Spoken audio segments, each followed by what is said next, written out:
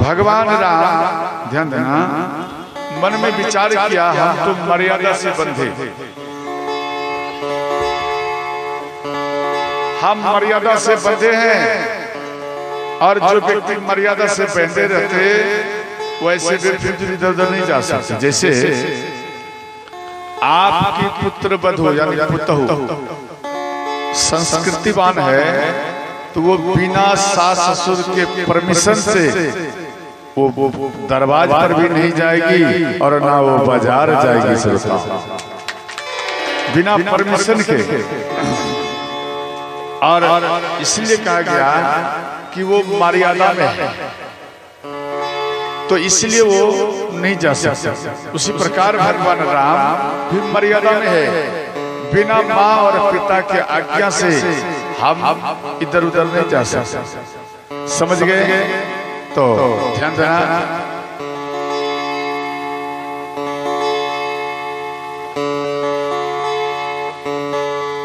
तो भगवान राम मन में विचार किया आखिर कोई जब तक लेकिन नहीं लगेगा तो हम बन कैसे जाऊं? लेकिन लगाने वाला भी तो व्यक्ति चाहिए। अब यहाँ विचार करने लगे भगवान राम कि लेकिन के लिए किसको प्रथम शब्द में चुना जाए। तो यहाँ माँ भगवान राम और माँ सीता विचार की। भगवान राम, ध्यान देना, आज आप लोगों का उपवास है या नहीं है? बोलो ना, उपवास है कि समेट लिया? नहीं समेटा? बोलो ना, हाँ या नहीं? समेट करके आइए। ध्यान देना, नहीं समझा? देखो, आज अपने अपने वर का सब कोई पूजा करता है, समझ गया? जैसे ये वेद है, बात समझ गया? इनको मानो ये वेद है। वेद उपासना और भक्ति और कर्म में समझे, इन तीन पॉइंट से चलता। बोलो हाँ या नहीं? भक्ति, उपवास और कर्म, ये तीनों चीज चाहिए। बात समझ गया? प्रत्येक व्यक्ति के जीवन में ये तीनों चाहिए। अच्छा, इस तीनों में सबसे श्रेष्ठ कौन होगा बताओ? बोलो जल्दी, बोलो, ए बोलो, हाँ आप बोलिए। दूसरे के देखाव से बोलते हो या अपने अनुभव से बोलते हो? कर्म ही होगा सबसे ऊंचा। अच्छा, आपके गांव में जो आज प्रभात फेरी गए, एक व्यक्ति ऐसे लेटे थे, ध्यान देना, कि मानो कोई आया ही नहीं। क्या उसका ठीक ठाक कर्म? बोलो ना, कोई अतिथि आया, आप लेटे रहो, क्या वो कर्म है? ध्यान देना, तो सबसे श्रेष्ठ होता है कर्म। समझ गया? ध्यान देना, सबसे श्रेष्ठ कर्म। आप जब कर्म करेंगे तो भक्ति उपासना ये स्वतः ही आपके शरीर में ही प्रवेश कर जाएगा। और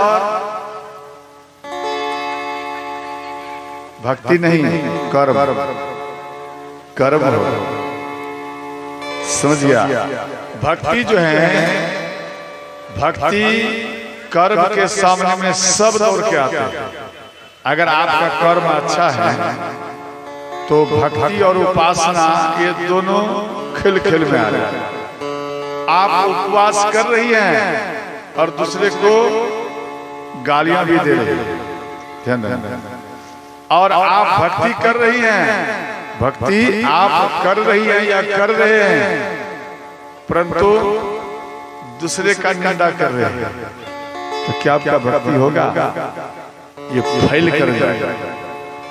अगर आपका कर्म, मानो आप कर्म कर रहे हैं तो आपके कर्म करते करते ये उपवास और भक्ति ये दोनों खेल खेल में प्रवेश कर जाएगा। समझ गया? इसलिए और इन तीनों पॉइंटों से ये वेद चलता। और वेद कौन है मालूम है? महाराज दशरथ जी वेद हैं। महाराज दशरथ जी वेद का रूप है। और भगवान कहां से प्रकट होता है मालूम है? वेद से ही भगवान राम प्रकट हो जाते हैं। इसलिए भगवान राम वेद से प्रकट हुआ और वो वेद अयोध्या है और वो वेद का मुख्य चिन्ह महाराज दशरथ जी हैं। बोलो राघवेंद्र सरकार की जय हो।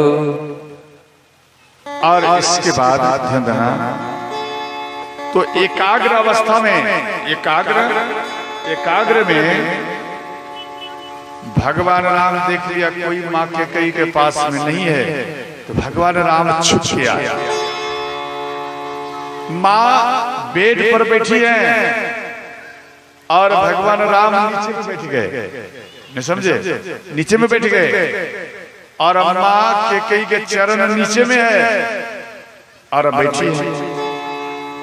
तो भगवान राम माँ के चरण में प्रणाम कर और चरण में ही बैठ गए और अपना सिर को माँ के कई के गोद में रख दिया।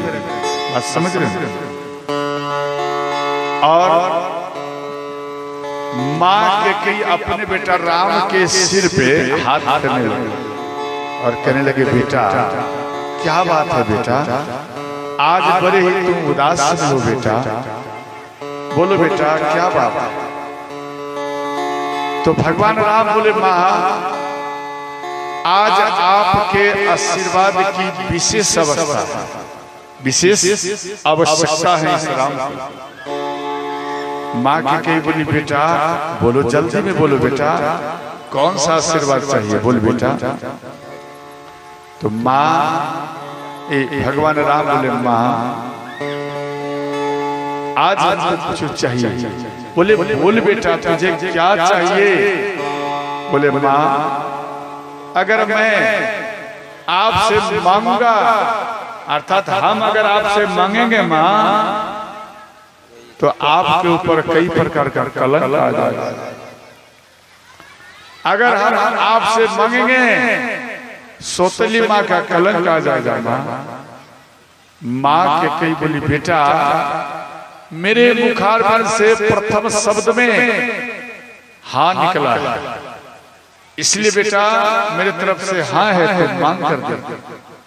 तेरी माँ आज तेरी इच्छा को अवश्य पूर्ण करेगी बेटा, तू मांग करके दे।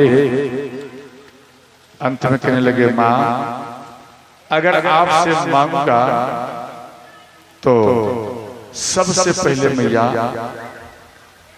आप विधवा हो जाएगी।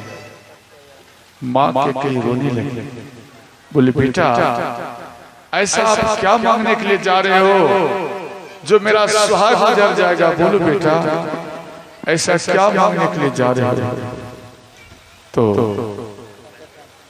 भगवान राम बोले, माँ सत्य कह रहा हूं।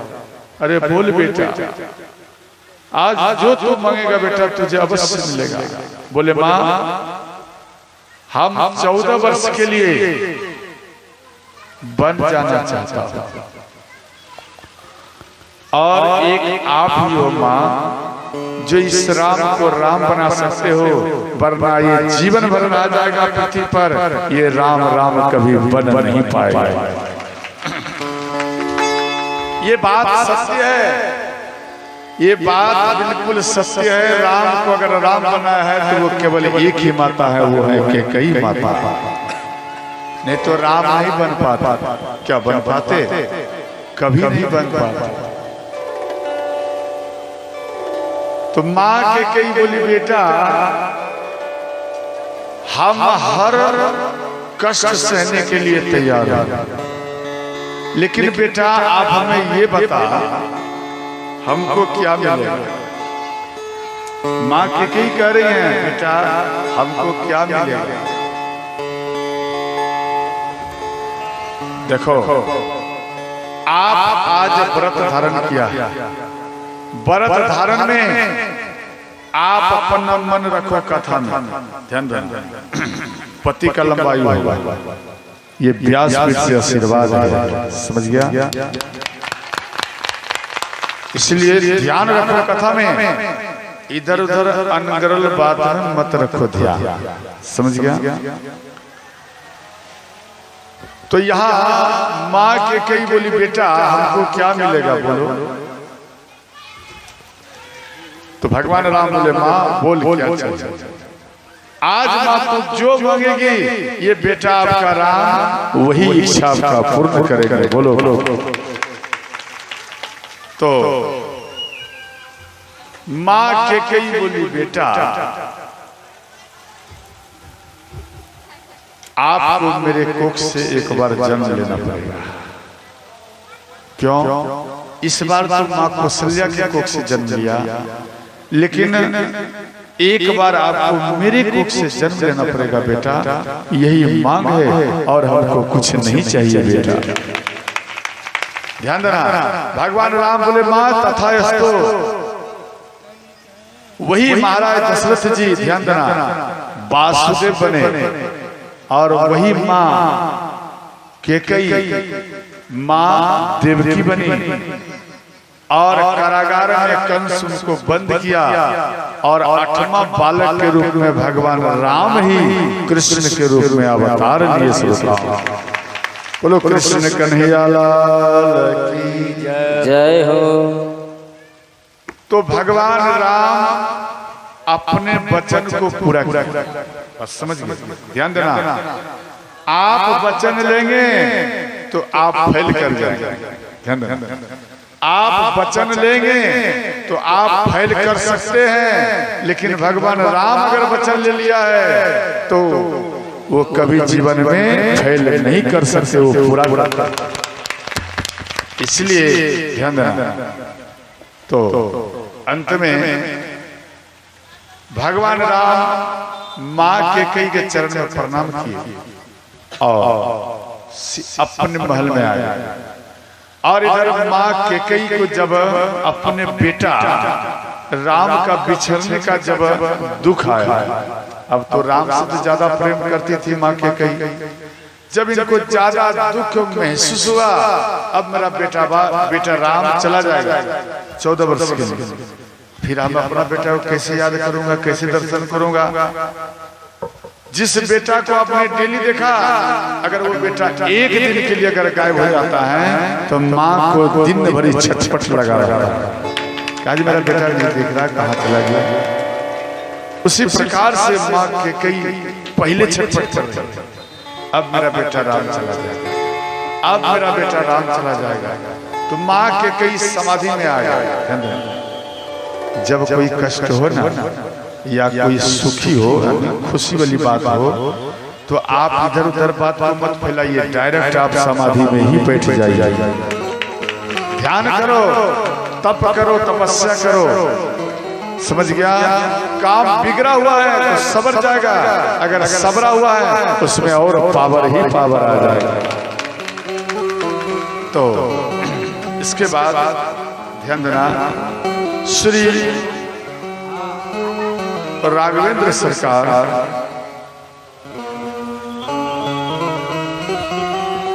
श्रवण समीप भयसित केसा अमन जरठपन अस उपदेशा।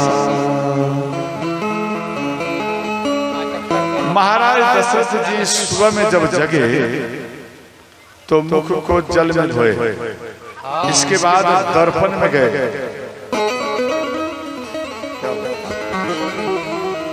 नहीं समझे?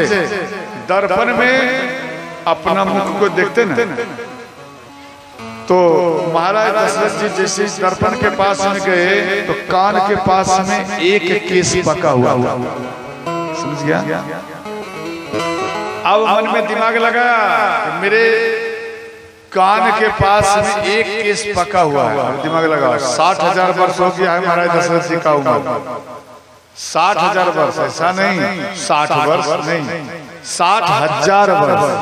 अब सोचो, ये के केस पका है, आपका कितना वर्ष में पकता है जरा बताओ तो।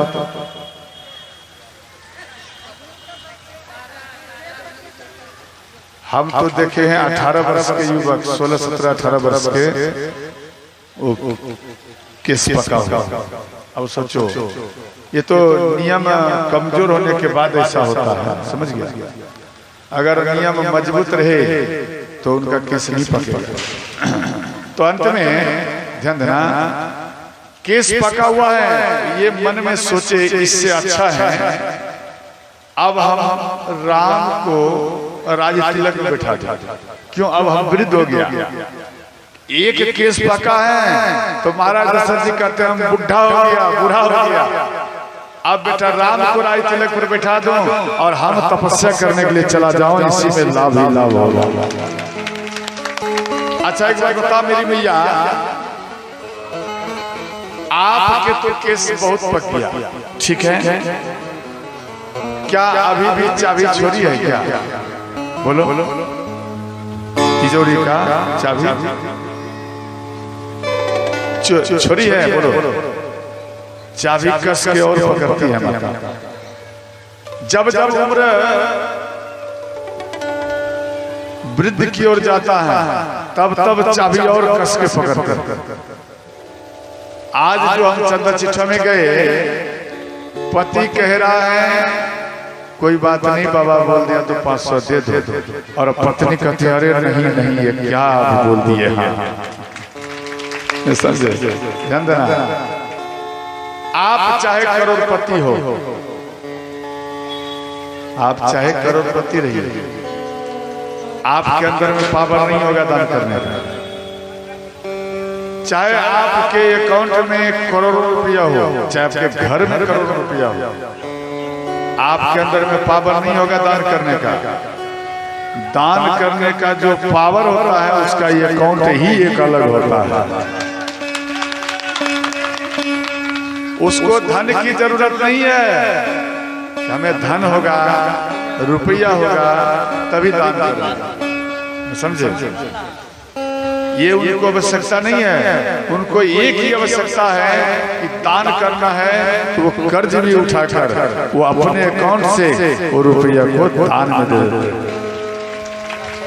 कभी बताया ना, जिसका कर्जा, जिसका घर सदा बिगड़ता हुआ दिखाई दे, वो कर्ज उठा के दान करो, आपका घर भी संवर जाएगा।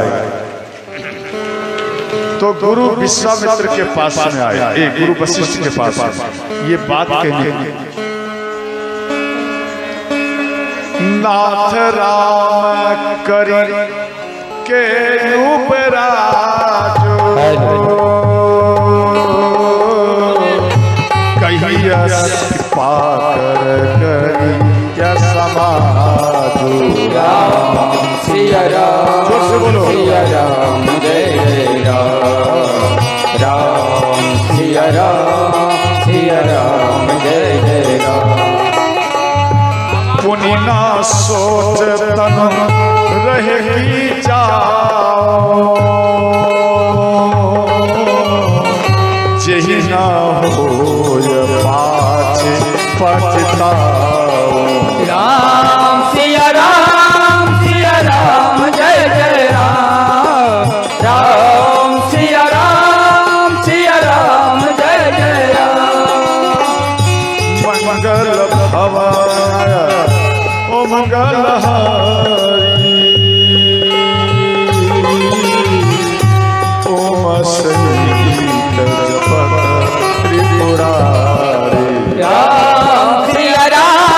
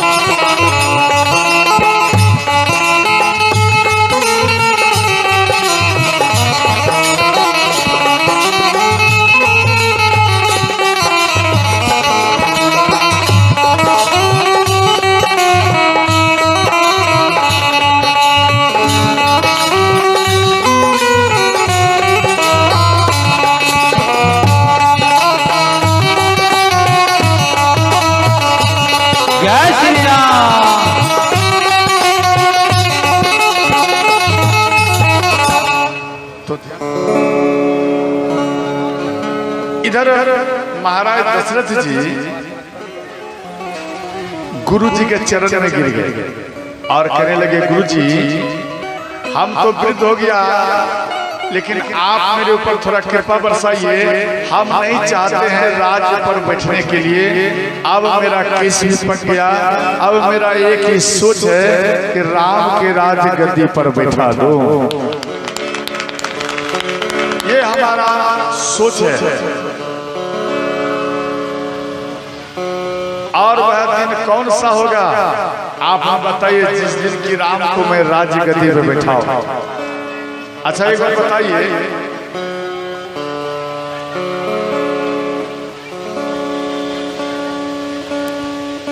ऐसा कौन सा पहरा है जिन पहरा में वन शब्द आया है?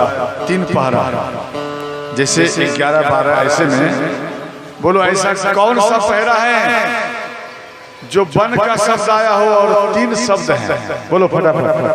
5 गिनते गिनते, 1 2 3 4 5 फैल कर गया। बोलो पढ़ी लिखी हैं, ऐसा कौन सा पारा है जिसमें वन शब्द आया हो? ए बोलो ना। 54 55 51 आया। दूसरा 52, अब देखो लाइन पे आ गया। तीसरा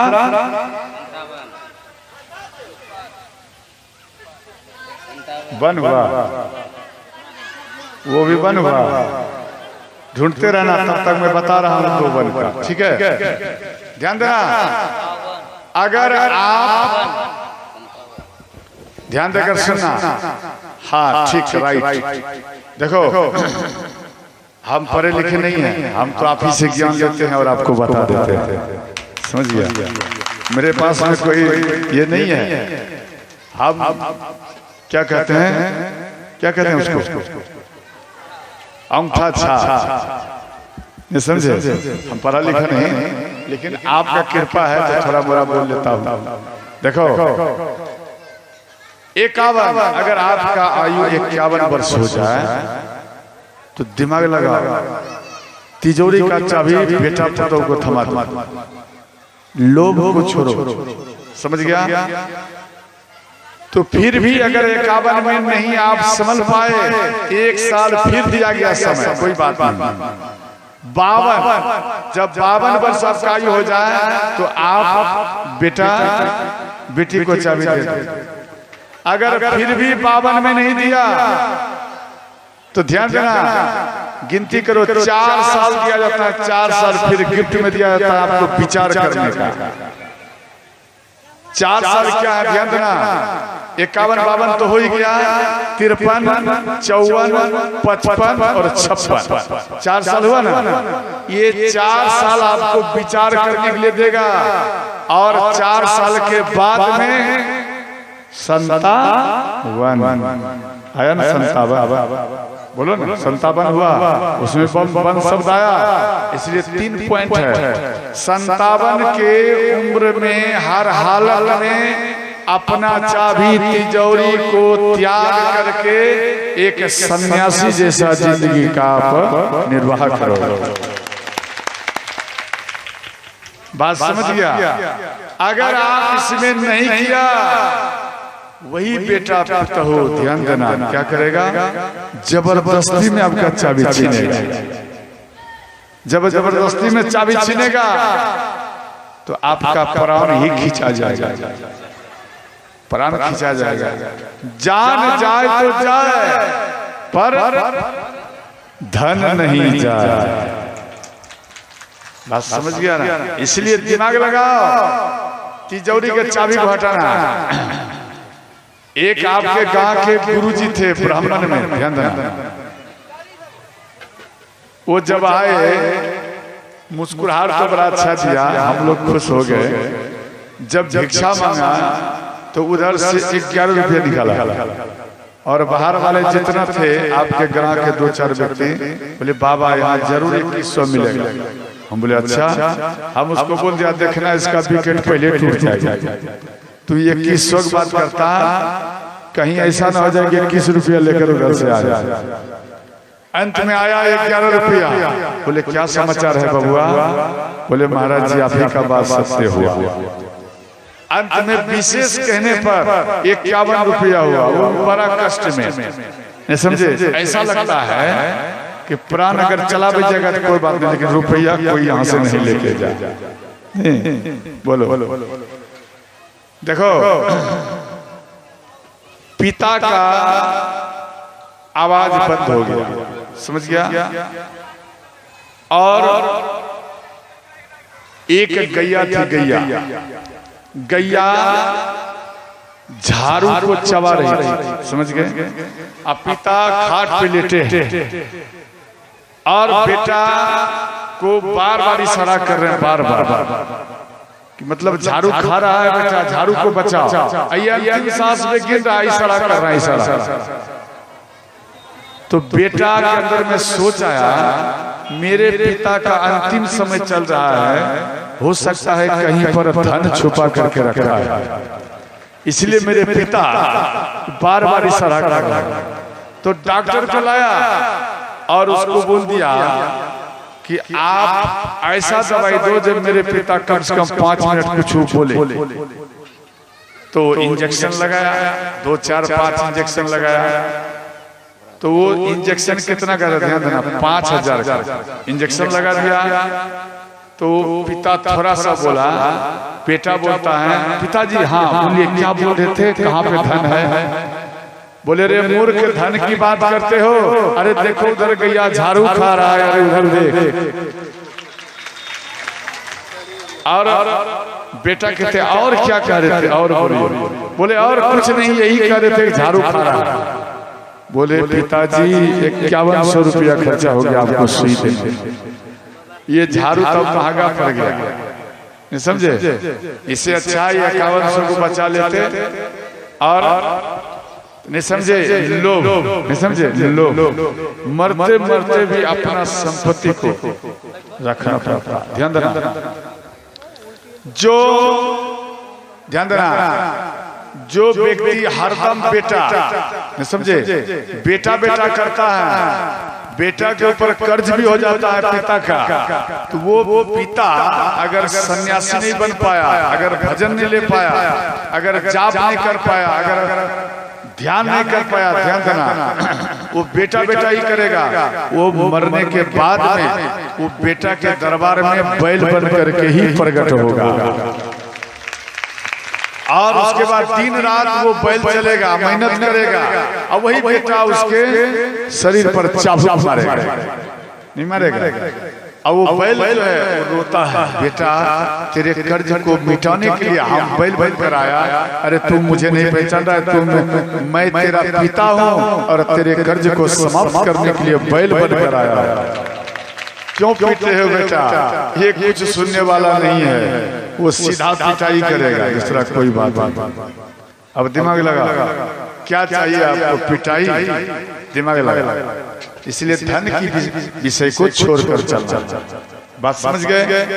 बोलो सच्चे दरबार की जय हो। तो यहाँ कहने लगे कि राम को राज तिलक में बैठाना चाहता हूँ, जे आप हमको बताइए वह कौन सा दिन होगा? सोमवार होगा, मंगल होगा, बुध होगा, बृहस्पतिवार होगा या शुक्रवार होगा? आप हमको बताइए। अच्छा एक बात बता, ये जो सोमवार मंगल बुध जो हैं, इन सब में से प्रथम दिन कौन सा माना जाता है? बोलो जल्दी बोलिए, जल्दी बोलो।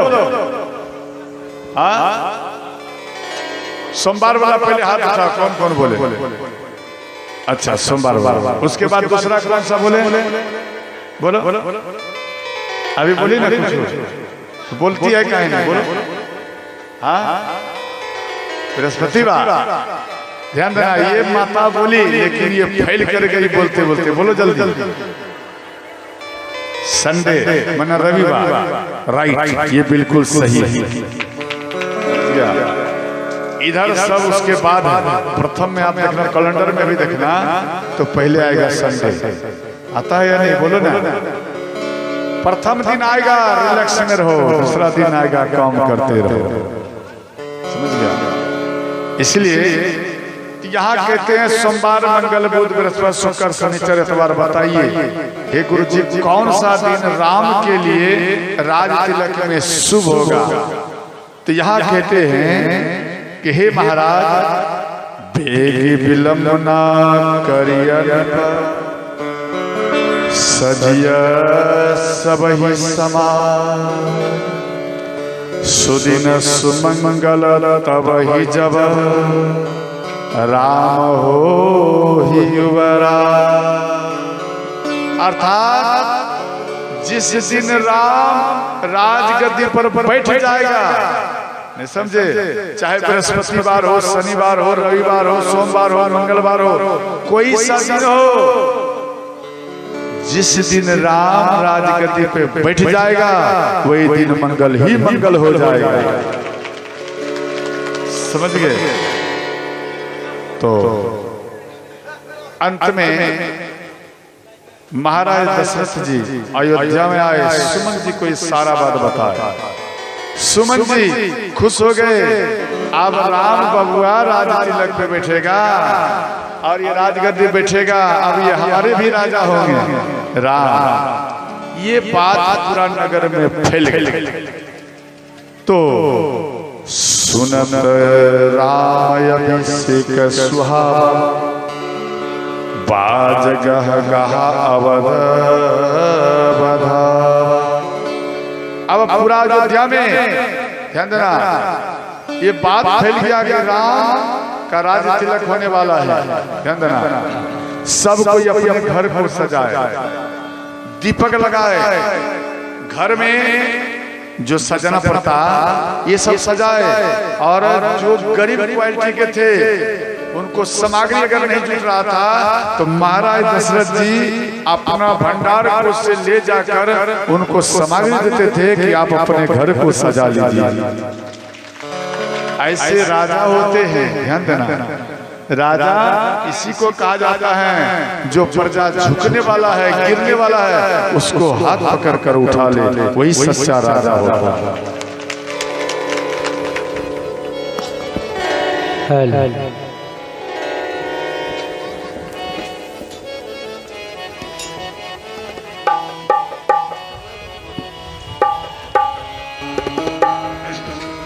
जोत से जोत जलाते चलो, ज्योत से ज्योत जलाते चलो, प्रेम की गंगा बहाते चलो, प्रेम की गंगा बहाते चलो, राह में आए जो दीन दुखी, राह में आए जो दीन दुखी, सबको गले से लगाते चलो, सबको गले से लगाते चलो।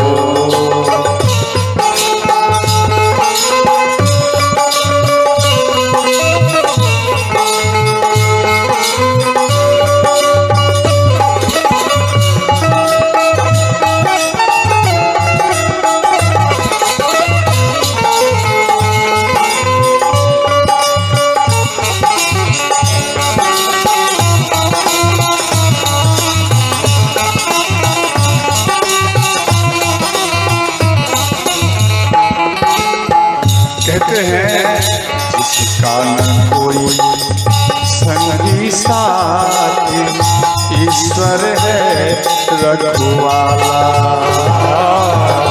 जिसका न कोई संगी साथी, ईश्वर है रखवाला।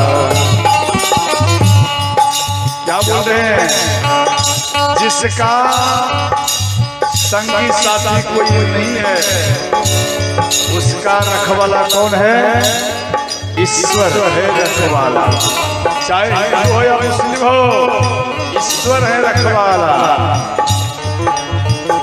जो निर्धन है, जो निर्बल है, वो है प्रभु का प्यारा। जो निर्बल है, जो निर्धन है, वो है प्रभु का प्यारा। पैसा वाला भगवान का प्यारा कभी नहीं होगा। पैसा वाला भगवान को प्यारा नहीं होता है। वो पैसा वाला कितना भी हवन करा ले, कितना भी पूजा करा ले, कितना भी करोड़ रुपया खर्चा कर वो अष्टजाम करा ले, यज्ञ करा ले, वो खुश नहीं होगा भगवान। हाँ, भगवान खुश होगा, लेकिन वही अमीर आदमी, वही धनवान व्यक्ति अपने आप को निर्धन समझ ले तब खुश हो जाएगा, वरना नहीं होगा।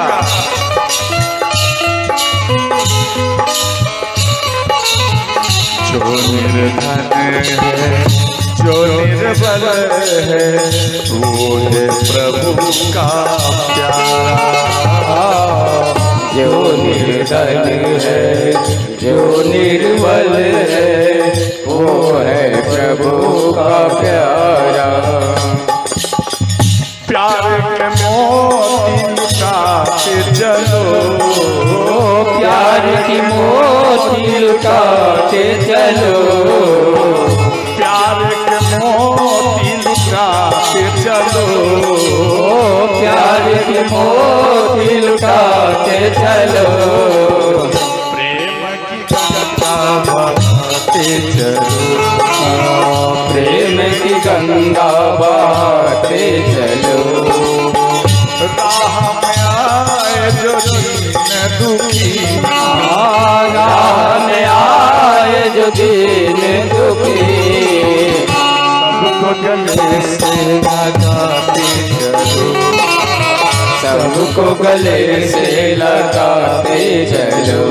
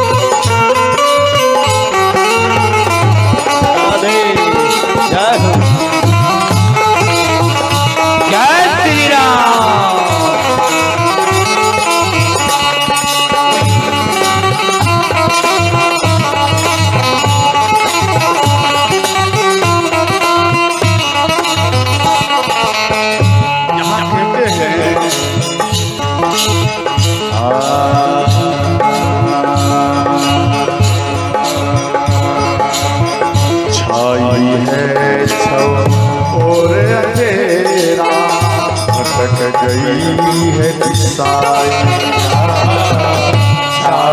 है छाई और अंधेरा भटक गई है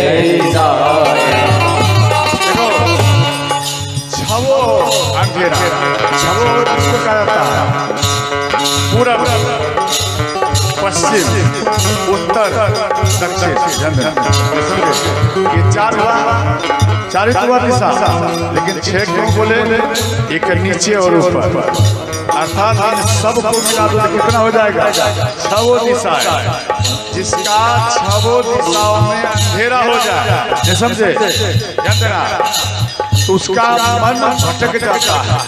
नहीं बात समझे?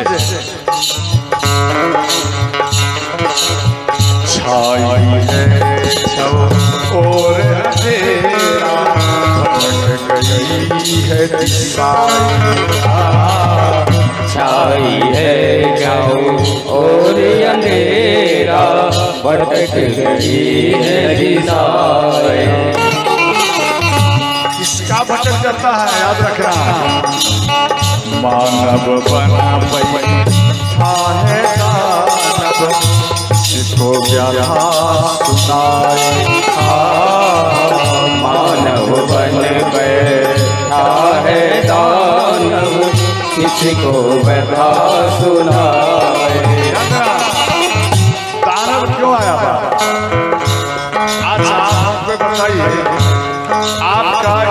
एक डेरा या कंडेरा या कंडेरा, एक डेरा आपका एक डेरा गांव में जितना आप पंडाल में बैठे कितना इतना ही व्यक्ति है आपके गांव में, बोलो ना क्या इतना ही है? अगर पूरा गांव का आदमी आ जाएगा ये पंडाल तो पहले फेल होगा, उसके बाद ये फील्ड भी फेल हो जाएगा, होगा कि नहीं होगा? लेकिन वो व्यक्ति नहीं आता, क्यों नहीं आते? उन मानव के अंदर में दानव बैठा हुआ है, समझे? मानव के अंदर में दानव बैठा हुआ है, इसलिए उनको राम कथा प्रिय नहीं लगता है।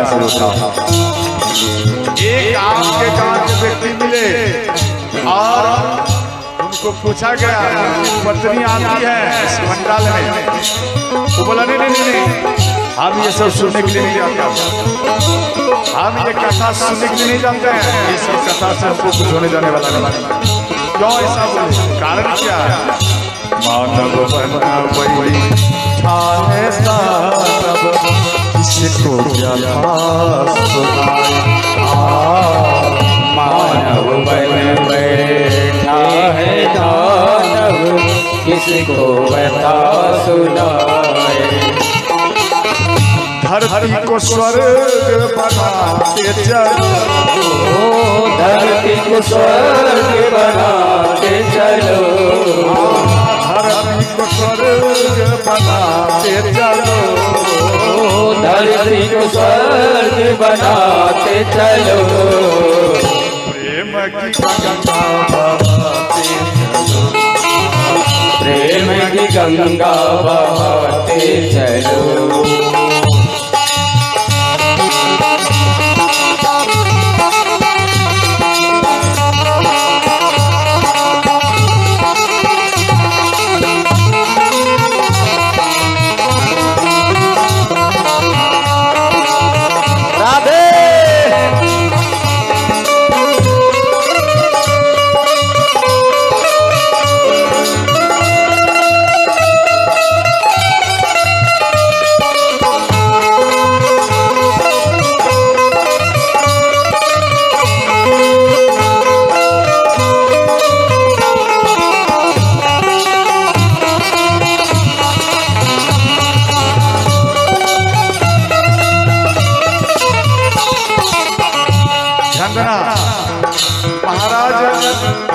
दशरथ जी के राज्य में कौन ऊंचा है कौन नीचा, इसी में फर्क नहीं पड़ता था। क्यों? किसी को नीचा महाराज दशरथ जी होने ही नहीं देते, समझे? जैसे आपके गांव के मन में कोई मुखिया है, वो मुखिया इलेक्शन में खड़ा हुआ और आपके और भी इलेक्शन में खड़ा हुआ, ठीक है? मानो आप एक पंचायत में 5 मुखिया का, समझ गए? 5 मुखिया के पास में जाकर ये शब्द बोलना, आप हमको बताइए आप 5 व्यक्ति खड़े हैं तो इसमें से कितना व्यक्ति मुखिया बन सकता है? वो एक ही उत्तर देगा, कोई एक ही बनेगा, एक ही बनेगा कि 5 बन जाएगा? कोई एक बनेगा। सबको मालूम है, लेकिन आस सब कोई लगाए हैं कि हम भी अवश्य मुखिया बन सकते हैं, आस लगा के बैठे। मानो 4 हार गया, 1 जीत गया, तो हारने के बाद में और जीतने के बाद में जो जीत गया, जो इलेक्शन में और व्यक्ति खड़ा हुआ, उसको द्वेष भाव से उस मुखिया को देखना नहीं चाहिए, समझे? उस मुखिया का अधिकार नहीं है द्वेष भाव से देखने का, उसका एक ही अधिकार है, कोई बात नहीं। याद है? अच्छा एक बात बताइए, सोना, सोना समझते? सोना आप पहनती है और डायरेक्ट सोना का ही जेवर बना दिया जाए तो पावर आएगा? दिमाग लगाइए, केवल सोना का ही जेवर बना दिया जाए तो क्या वो सोना में वो जेवर में पावर आएगा? बोलो ना है या नहीं? बोलो ना। सोना अगर डायरेक्ट केवल खाद और या ना दिया जाए, केवल सोना का ही जेवर बनाया जाए तो वो होगा संभव, मजबूत होगा? वो नहीं होगा। इसलिए उन जेवर को मजबूत करने के लिए क्या करना पड़ता है बोलो? उसमें मटेरियल बनाना पड़ता है, तभी वो टाइट होता है। समझ गया?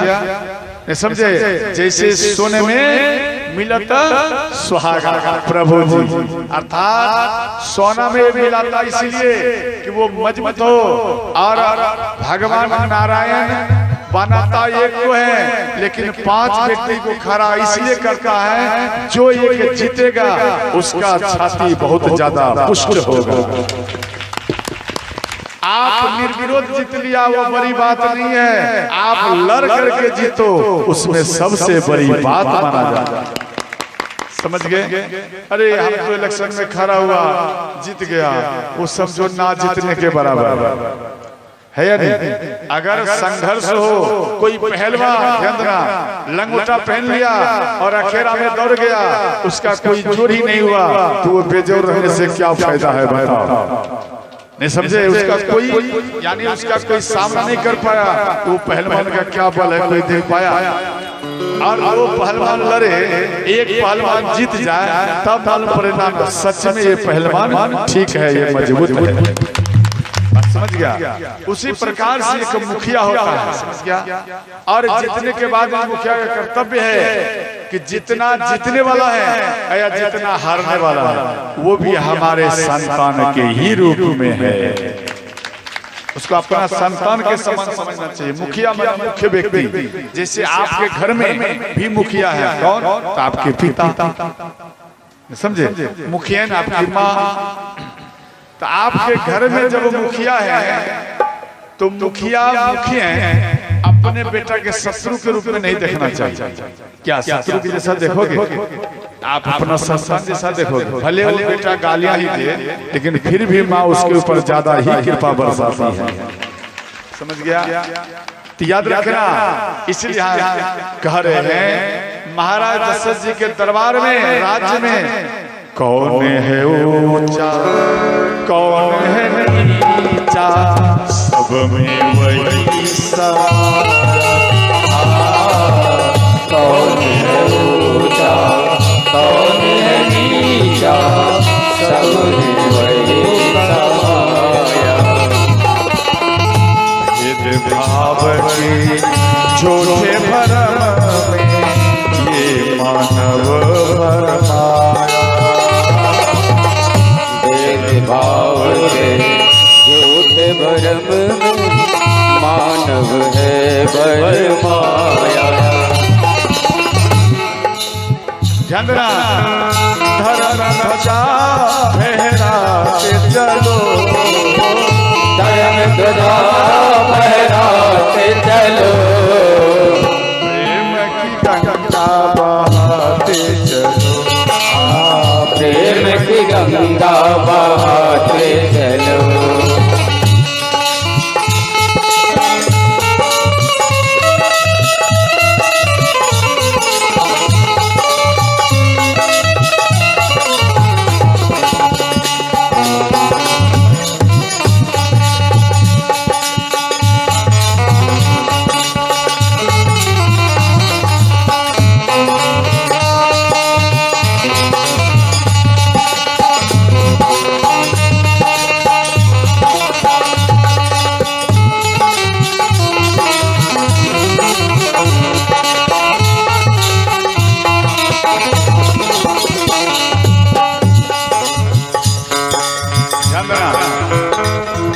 एक बार हम कथा कर रहे थे तो 4-5 मत के व्यक्ति आ गए। कोई वही बाबा के हैं, कोई भगवान शिव जी के शिष्य हैं, भक्त हैं, और एक आ गया खुदा को मानने वाले,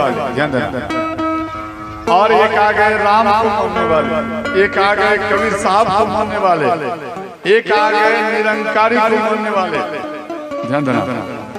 और एक आ गए आनंद मार्गी को मानने वाले। यानी 4-5 व्यक्ति आ गए। कोई रविदास को मानने वाले आ गए, और मेरे पास में आए, बोले देखो बाबा हम आपस में लड़ रहा हूं, आप हमको एक बार बताइए इन सभी धर्मों में से मेरा खुदा बड़ा है। मुस्लिम भाई बोले इन सभी धर्मों से मेरा खुदा बड़ा है।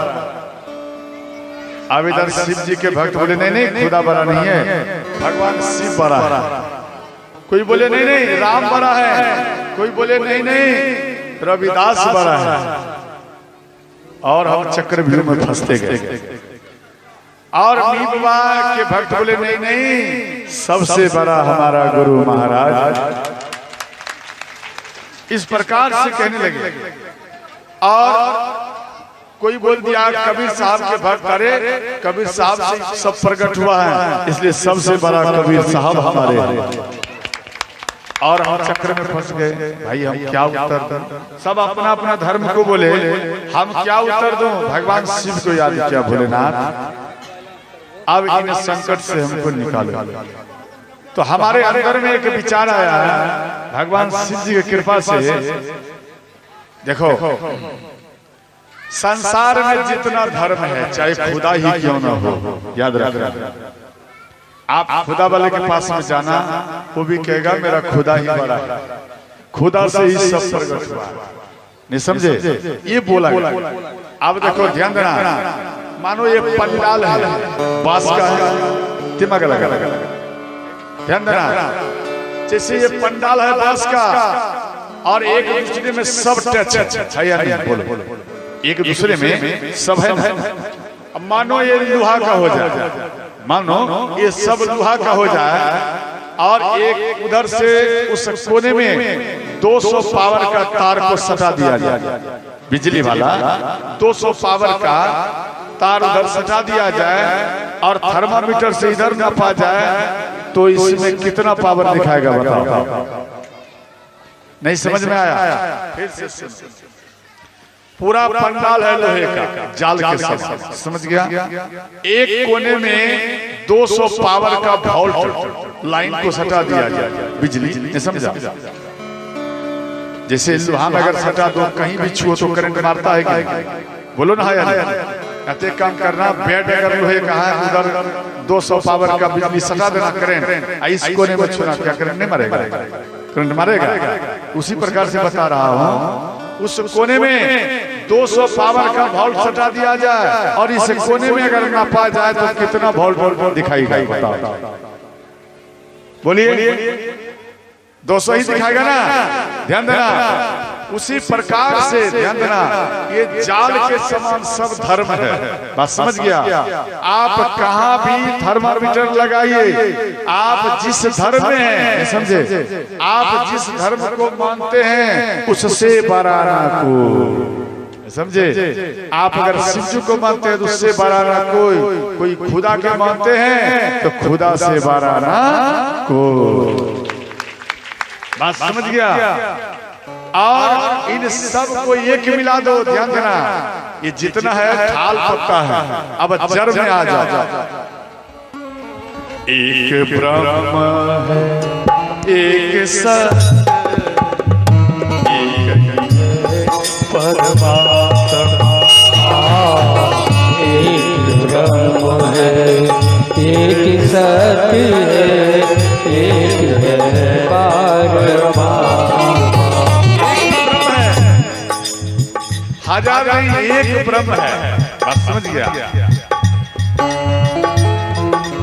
और उसी से सब प्रकट हुआ हजार नहीं होता, एक ही होता है, लेकिन हजार कुआं का वो भरण पोषण करता है, समझ गया? और वो हजार कुआं मिल करके भी एक कुआं को भरण पोषण नहीं कर पाएगा, लेकिन एक कुआं हजार कुआं को भरण पोषण कर सकता है।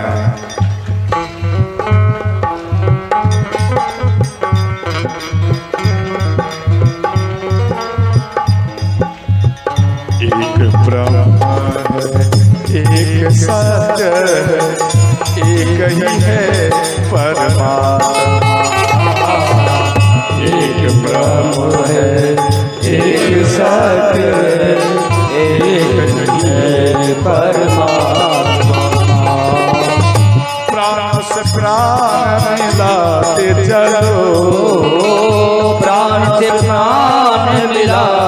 चलो, प्रेम की गंगा बहाते चलो, प्रेम की गंगा बहाते चलो।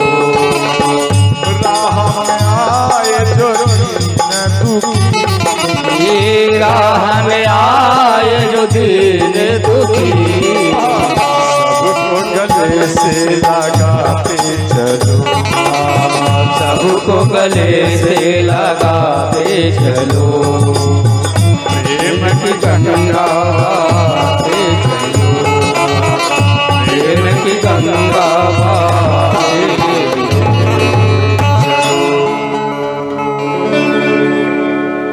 इस प्रकार से ध्यान देना, पूरा अयोध्या में प्रसन्नता की लहर है।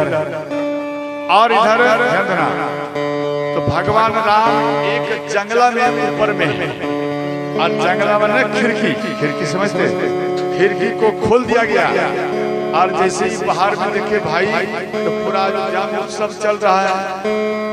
तो भगवान राम मन में सोचे शायद मेरे भैया भरत आ रहे हैं, इसलिए अयोध्यावासी खुश होकर के कीर्तन भजन कर रहे हैं रात भर।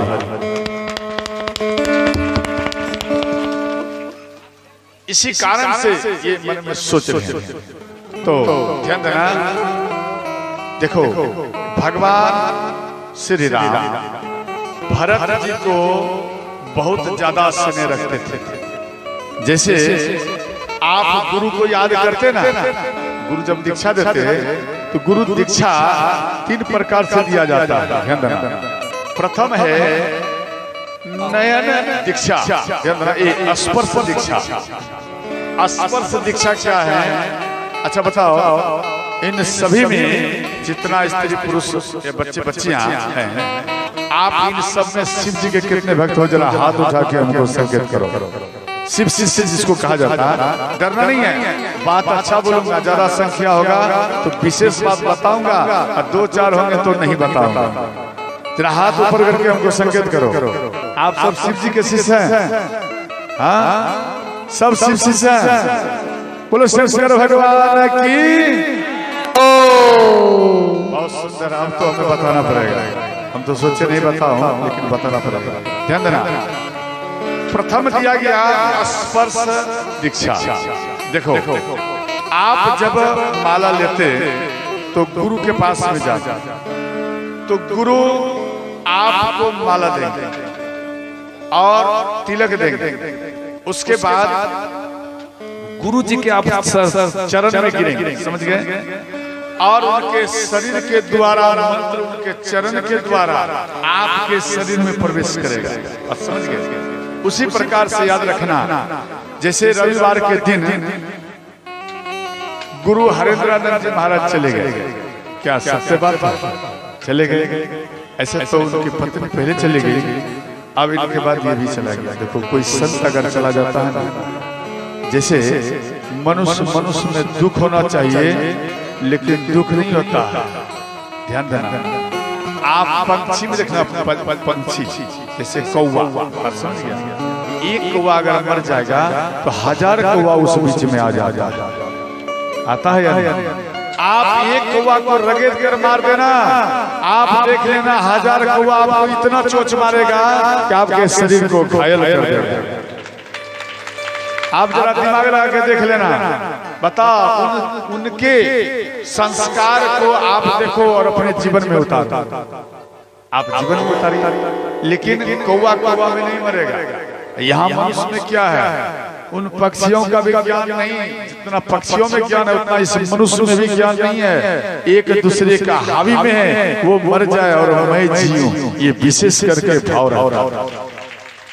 पक्षियों में ये नहीं है, सब जिए, वो भी जीता है। तो ध्यान देना, तो मनुष्य में ऐसा देखो, गुरु हरेंद्रानंद जी महाराज मन में विचार किया, ध्यान देकर कि नगर में जब भ्रमण करते थे तो व्यक्ति विशेष करके ताश खेलता है, और संध्या कालीन ठीक से होगा नहीं, और 100 ग्राम 200 ग्राम ले आया हजमोला, समझ गया, और उसको पी गया और गाड़ी गल्ला में शुरू हजमोला।